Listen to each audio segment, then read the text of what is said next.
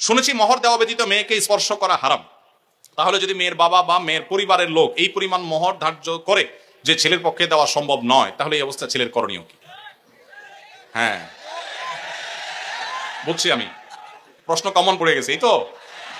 আচ্ছা শুনেন, যারা ঠিক ঠিক করছে এইসব হয় আবিয়াত্তা পুরুষ, আর না হলে বিয়ে করে বেচারা ফাইসা গেছে। শুনেন, ভালো করে শুনেন। প্রথম কথা হলো যে মোহর ধার্য করলে সেটা দিতে হবে বাধ্য।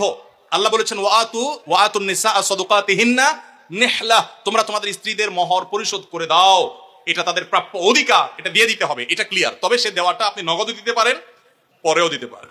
মোহর দেওয়া ছাড়া স্ত্রীকে স্পর্শ করা হারাম, এই কথা ভুল। প্রশ্নে যিনি লিখেছেন এটা সঠিক কোনো কথা না। তবে মেয়েরা একটা মাসালা জানে না, যদি মেয়েরা মাসালা জানতো বাসর ঘরে ঝুলে ফেলতো আপনাদেরকে। মাসালাটা হলো, যদি কোনো মেয়ে দাবি করে যে মোহর যা ধার্য হয়েছে, আপনি আমার স্বামী, সবই ঠিক আছে, আগে মোহর ফেলেন তারপরে সামনে আগান, এটা যদি কোনো মেয়ে বলতে চায়, ইসলাম তাকে সম্পূর্ণ সেই অধিকার দিয়েছে। কিন্তু আমাদের সমাজে মেয়েরা মাসআলা আমার কাছে শোনার পর বলবে না। এটা কেন বলবে না? কারণ আমাদের সমাজে পুরুষগুলো এমন রাক্ষসের মতো এবং এমন জালিম, এমন অত্যাচারী, বেশিরভাগ, সবার কথা বলছি না, যে এই কথা যদি মেয়ে বলে বাসর রাতে, ঠিক আছে স্বামী সবই ঠিক আছে, আপনার সাথে আমার বিয়ে হয়েছে, সব ঠিক আছে, মোহর ধার্য হয়েছে, এটা আমার প্রাপ্য, আল্লাহ কোরআনে বলছেন, অতএব এটা দিয়ে দেন। ছেলে বাসর থেকে পালায় দৌড় দিবে, বলবে এই মেয়ে বাসর রাতে এখনই অবস্থা করতেছে, আল্লাহ জানে আমার কোথায় ঝুলে। ঠিক না? ঠিক। অথচ এটা ঠিক না, সব কথাই তো ঠিক ঠিক বলেন। এই ওয়াজ মাহফিলের একটা সমস্যা হলো, ঠিক হলেও ঠিক, ঠিক না? ঠিক, এটাও ঠিক। আচ্ছা যাক, শুনেন, নবী করিম সাল্লাল্লাহু আলাইহি সাল্লামের মেয়ে, ভালো করে শুনে রাখেন, নবী করিম সাল্লাল্লাহু আলাইহি সাল্লামের কন্যা ফাতেমা রাদিয়াল্লাহু তাআলা আনহা, তার বিয়ে হয়েছে কার সাথে? আল্লাহু আকবার। আলী রাদিয়াল্লাহু তাআলার মতো ইসলামের খলিফার সাথে তার বিয়ে। ফাতেমা রাদিয়াল্লাহু তাআলা আনহা, তার বাবা নবী করিম সাল্লাল্লাহু আলাইহি সাল্লামকে বলেছেন, বিয়ে হয়েছে আব্বা, ঠিকই আছে, বাট আমার দাবি হলো মোহর যেটা ধার্য হয়েছে সেটা যেন আমাকে আগে পরিশোধ করে দেওয়া হয়। আজ আমাদের সমাজে মেয়েদের সে অধিকার দেই আমরা? এই সমাজের সবচেয়ে বেশি অবিচার আমরা পুরুষরা মেয়েদের প্রতি করে থাকি। বিয়ে করেছেন আর মোহর পরিপূর্ণ পরিশোধ করছেন, এরকম বাপের বেটা যারা, তারা হাত তোলেন। কয়টা বাপের বেটা দেখছেন এখানে? হাত গোনেন তো, কয়টা হাত? স্টেজেও হাত উঠে নাই, নামান, ইজ্জত বাঁচান। উঠছে মানে অল্প স্বল্প উঠছে, আমি সবার কথা বলছি না। আমি দিয়ে দিয়েছি আলহামদুলিল্লাহ, আমি হাত উঠেছি। কিন্তু শোনেন, বাকিরা হাত উঠেছেন তার মানে কি সব অবিবাহিত? মোটেই না। কিন্তু মোহর দেন নাই। মোহর যদি ধার্য হয়ে থাকে তাহলে সেটা দিতে হবে, কথা ক্লিয়ার? মোহর না দিলে স্ত্রীকে সেটা হারাম হবে, হারাম। আপনি পাওনাদারের পাওনা না দিলে যেরকম হারাম হয়, স্ত্রীর মোহর না দিলে সেটা গুনাহ হয়। হ্যাঁ, পাওনাদারের পাওনা যেরকম আপনি সময় নিয়ে তার কাছ থেকে 1 বছর 2 বছর পরেও দিতে পারেন, স্ত্রীর মোহরটা এরকম পরে দিলেও আদায় হয়ে যাবে। বাট যদি না দেন, মেরে দেন, যে আর স্ত্রীর আর কি দিব, সেটা আমার ঘরওয়ালি, তাহলে কিন্তু আপনি ধরা খেয়ে গেছে। কথা কি বুঝে আসছে? আমাদের দেশে মেয়েরা এত সহজ সরল। অনেক ছেলে আছে এমন বাটপারের বাটপার, বাসর রাতে বউরে বলে, দেখো এখন মোহর তো ধার্য করছে মুরব্বীরা 10 লাখ, আমি তো 20,000 টাকা বেতনে চাকরি করি, কোত্থেকে দিব এত টাকা? তবে আল্লাহ যদি বাঁচায়, এই তো কয়েকদিন পরে ইটালি চলে যাবো, কত টাকা আসবে, সবই তো তোমার। এইসব ফুসলানো কথা শুনে বেশিরভাগ সহজ সরল মেয়েরা বলে ফেলে, আরে কি বলেন, মোহরটা আমার লাগবে না, এসব কিছু আমার কিছু লাগবে না, এই মাফ করে দিল আর কি, ধরাটা খাইলো। এই জন্য সহজ সরল মেয়েদেরকে ধোকা দিবেন না। এখন কথা হলো, বাপ মা বেশি ধরে ফেলছে, কি করবেন? আমি এটা এর আগে বিভিন্ন জায়গায় বলেছি, বুদ্ধি খুব সোজা, শিখাই দিব। যদি মোহর বাপ মা 10 লাখ 20 লাখ ধরে থাকে, এখন আপনিও রাজি হয়েছেন, আপনি রাজি হয়েছেন কেন? আমার বিয়েতে মোহর নিয়ে যখন আলাপ হয়, আলহামদুলিল্লাহ আমি নিজে কথা বলেছি, আমি বললাম দেখেন এর বেশি আমি পারবো না, আপনি অযৌক্তিক একটা ফিগার ধার্য করবেন, এটা আমি পারবো না, আমি যেটা পারবো সেটা দিব। এখন আমাদের সমাজে মোহরটা হয়ে গেছে ফ্যাশন, 10 লাখ 20 লাখ 50 লাখ। ওই ছেলের পেটের উপরে পাড়া দিলে 500 টাকার নোট 2-4টা বাইর হবে না, কিন্তু মোহর হলে 50 লাখ।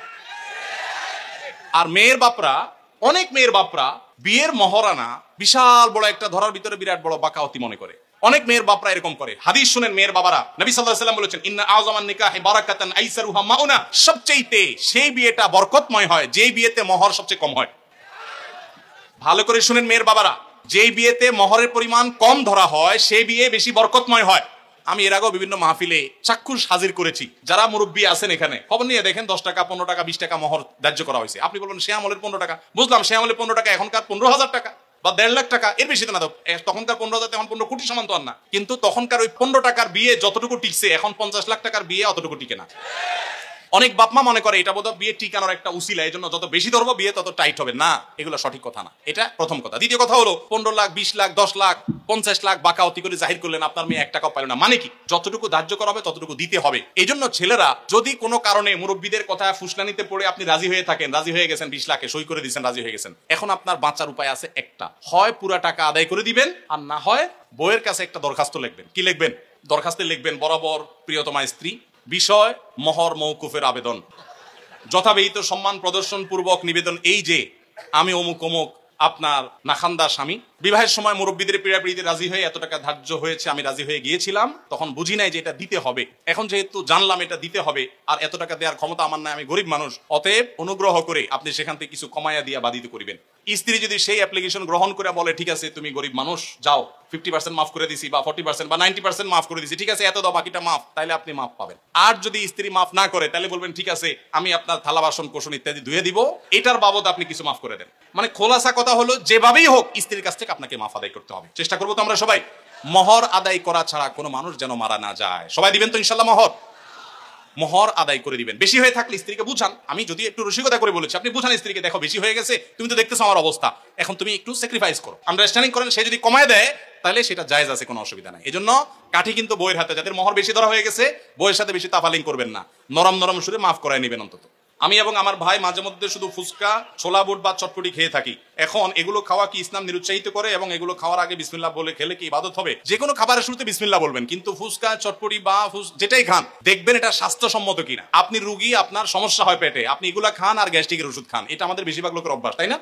একদিক দিয়ে এগুলা খাবে, চানাচুর ফুচকা খাবে, চটপটি খাবে, আবার খায় কি খাবে? গ্যাস্ট্রিকের ওষুধ খাবে। আমরা স্বাস্থ্য অসচেতন মুসলমানরা। আমার অবাক লাগে যখন জাপান, কোরিয়া এবং পৃথিবীর বিভিন্ন দেশে মানুষদেরকে দেখি, তারা স্লিম, তারা সুন্দর চিকন, আমার অবাক লাগে, তাদের লাইফ স্টাইলটা সুন্নাহ সম্মত। তারা এমন কোনো খাবার খায় না যেটা তাদের স্বাস্থ্যকে নষ্ট করতে পারে। আমরা মুসলমানরা উল্টাপাল্টা খাই। নবী সাল্লাল্লাহু আলাইহি ওয়াসাল্লাম খাবারকে কন্ট্রোল করার শিক্ষা দিয়েছেন। আমরা লাগামহীন খাই, এজন্য মেদ ভুঁড়ি হয়ে যায়, অল্প দিনে মোটা হয়ে যায়। অনেকে অবশ্য খাওয়ার কারণে মোটা হয় না, জিনগত বা অন্য কারণে মোটা হয়, তাদেরকে আবার দোষ দিয়েন না। কিন্তু আমাদের খাবার ক্ষেত্রে লাগামহীনতা, এটা আমাদের দোষ, এই দোষ থেকে আমাদেরকে বেরিয়ে আসতে হবে।